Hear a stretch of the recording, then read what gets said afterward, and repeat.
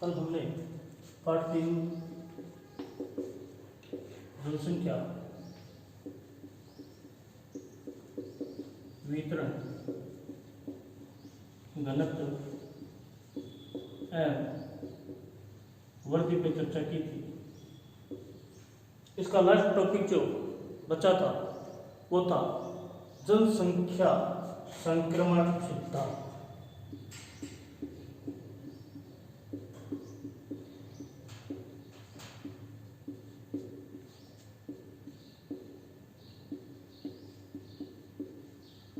यह सिद्धांत हमें दो महत्वपूर्ण जानकारियां उपलब्ध करवाता है। वह जानकारियां यह है कि नंबर 1, किसी देश की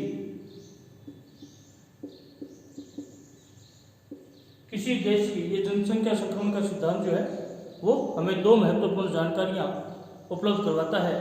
नंबर 1, किसी देश की वर्तमान जनसंख्या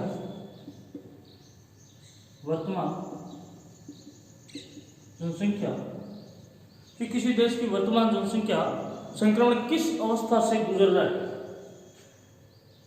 वर्तमान जनसंख्या संक्रमण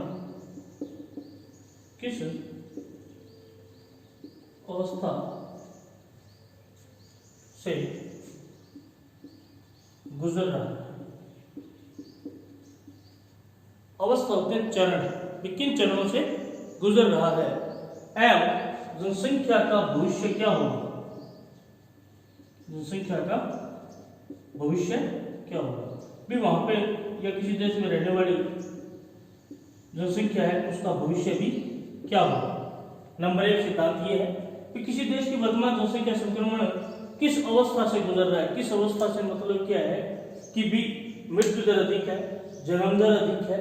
अगर जन्म दर अधिक है तो क्या वहां पर रोजगार के साधन उपलब्ध है, व्यक्तियों का जो जीवन है वो जीवन कैसा है, इन सभी चीजों पर डिपेंड करता है। और यदि जनसंख्या जो है वो बढ़ रही है और औद्योगिक इकाइयां हैं या फिर रोजगार के साधन है या फिर शिक्षा के क्षेत्र में या चिकित्सा के क्षेत्र में वो धीरे धीरे बढ़ रहा है तो आने वाले समय में उस क्षेत्र की जनता का भविष्य क्या होगा। दूसरी बात, किसी देश की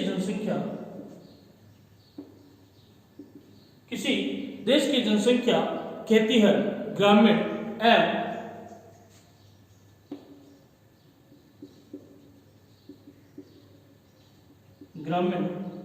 एवं निरक्षर से किस प्रकार विभिन्न अवस्थाओं से गुजरते हैं, औद्योगिक, नगरीय तथा साक्षर जनसंख्या में परिवर्तित हो जाती है। इन दो सिद्धांतों की जो है हमें महत्वपूर्ण जानकारी जो है वो जनसंख्या संक्रमण सिद्धांत देता है। अब अपने बात करते हैं कि जनसंख्या संक्रमण सिद्धांत के चरण क्या है। उससे पहले अपने थोड़ा सा एक जनसंख्या संक्रमण सिद्धांत को जो है वो दो तरीकों से सीख सकते हैं। वो दो तरीके हैं,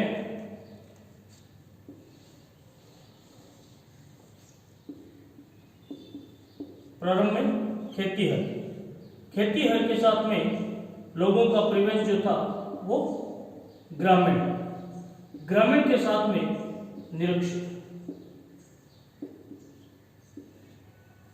अब यहां से क्या हुआ, संक्रमण हुआ।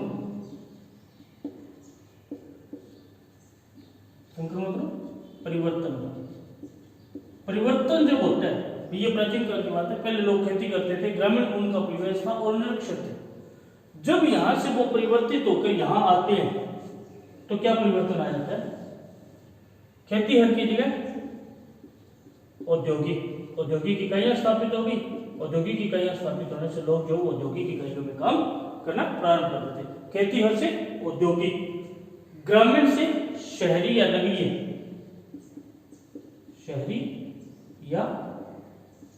नगरीय परिवर्तन हो रहा है। निरक्षर से क्या हो जाता है, साक्षर। परिवर्तन के पश्चात यानी यहां से वहां तक जाने के बाद में ये इस प्रकार से परिवर्तन आता है। किसी देश की जनसंख्या में होने वाले जनांकीय संक्रमण सिद्धांत को जो है 5 भागों में विभक्त किया गया है। 5 भागों में विभक्त किया गया है।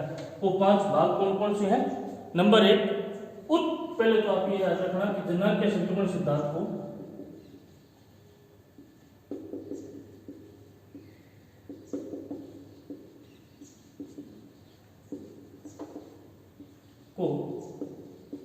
5 भागों में विभक्त किया गया। 5 भाग या 5 चरण या 5 अवस्था। नंबर 1, उच्च जन्म दर,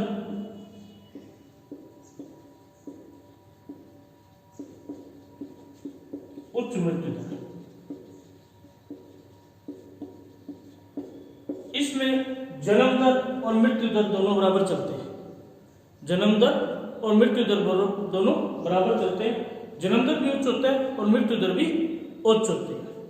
जनसंख्या की वृद्धि जो है वो बहुत कम होती है। जनसंख्या वृद्धि जो है वो बहुत कम होती है। अब कम क्यों होती है? यदि मृत्यु दर कम है और जन्म दर अधिक हो, जन्म दर उच्च हो और ये निम्न हो, तो क्या होगा कि जनसंख्या बढ़ेगी। यहाँ पे दोनों बराबर चल रही है, उच्च जन्म दर है और उच्च मृत्यु दर है, जिसके कारण क्या होती है? नंबर 1, जनसंख्या वृद्धि कम होती है। दूसरा, इस प्रकार के देश जो है कृषि प्रधान देश है। कृषि प्रधान देश है इस अवस्था के देश। नंबर 3, इसके अंदर किस किस देश को अपने शामिल कर सकते हैं? तो देखो, अफ्रीका का सूडान, अफ्रीका का सूडान, कांगो, गाना, नाइजीरिया, ये इस श्रेणी के अंदर आते हैं। उच्च जन्म दर उच्च मृत्यु दर में जनसंख्या वृद्धि बहुत कम होती है। क्यों? क्योंकि जन्म दर भी उच्च होती है और मृत्यु दर भी उच्च होती है। इस प्रकार में जो अपने जनांकीय संक्रमण सिद्धांत की अवस्था में आने वाले देश कृषि प्रधान होता है। और फिर इसके अंदर आने वाले देश जो है अफ्रीका का सूडान, कंगो, गाना और नाइजीरिया है। अब 2 नंबर पे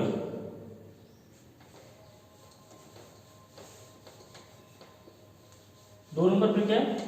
उच्च जन्म दर, गिरावट वाली मृत्यु दर, गिरावट वाली मृत्यु दर। इस प्रकार की अवस्था में या इस प्रकार में क्या होता है कि जन्म दर तो उच्च होता है परंतु मृत्यु दर में क्या आती है? गिरावट यानी कमी आती है। कमी आने का मुख्य कारण क्या होता है? स्वास्थ्य सेवाओं में सुधार। स्वास्थ्य सेवाओं में क्या हो गया? सुधार हो गया, जिसके कारण क्या होती है कि जन्म दर तो बढ़ जाती है परंतु मृत्यु दर में क्या होने लगती है? कमी होने लगती है। परंतु जन्म दर उच्च बनी रहती है, जिसके कारण क्या होता है कि नगरीकरण की गति बढ़ती है। जब जन्म दर ज्यादा होगी और मृत्यु दर में क्या आ जाएगी? कमी आ जाएगी, तो वहां पे क्या होगी? नगरीकरण की वृद्धि होगी। 2 चीज याद रखना।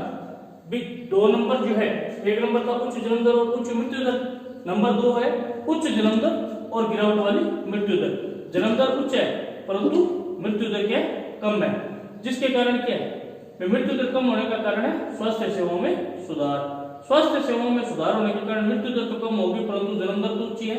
जन्म दर उच्च होने के कारण क्या होगी? जनसंख्या बढ़ेगी और जनसंख्या बढ़ने से क्या होगा कि नगरीकरण की संख्या में या नगरीकरण में क्या हो जाएगी? वृद्धि होगी। अब नंबर 3, उच्च जन्म दर और मध्यम मृत्यु दर। उच्च जन्म दर और मध्यम मृत्यु दर। जन्म दर उच्च होती है और मृत्यु दर कम, जनसंख्या का विस्फोट होने लगता है। जन्म दर उच्च है और मध्यम मृत्यु दर है, तो ऐसी अवस्था में क्या होने लगता है कि जनसंख्या का विस्फोट होने लगता है। इस प्रकार में अपने इसके अंदर शामिल होने वाले जो देश है वो उत्तरी भारत के उत्तरी राज्य पाकिस्तान, अफगानिस्तान,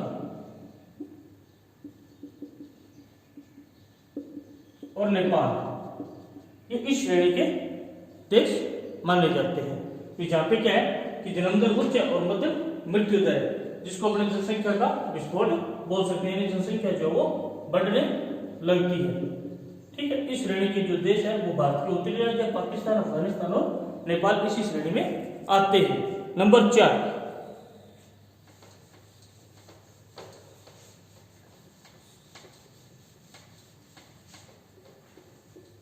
नंबर 4 में है मध्यम जन्म दर और निम्न मृत्यु दर। मध्यम जन्म दर और निम्न मृत्यु दर।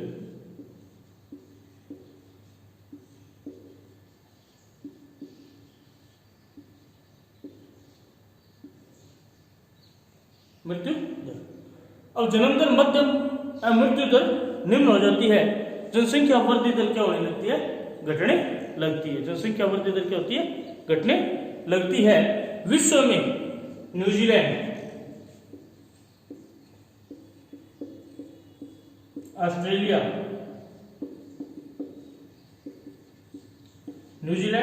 ऑस्ट्रेलिया और यूएसए, चीन, मलेशिया, अर्जेंटीना इस श्रेणी में आने वाले देश है। न्यूजीलैंड, ऑस्ट्रेलिया, यूएसए, चीन, मलेशिया और अर्जेंटीना इसी श्रेणी में आने वाले देश है। इसमें क्या होती है, जन्म दर मध्य, मृत्यु दर क्या होती है, निम्न हो जाती है, जिसके कारण क्या होती है, जनसंख्या वृद्धि दर घटने लगती है। अब नंबर 5 एंड लास्ट, 5वीं और लास्ट जो जनांकीय संक्रमण सिद्धांत की अवस्था है वो कौन सी अवस्था है? इसके अंदर क्या होती है, निम्न जन्म दर और निम्न मृत्यु दर। निम्न जन्म दर और निम्न मृत्यु दर।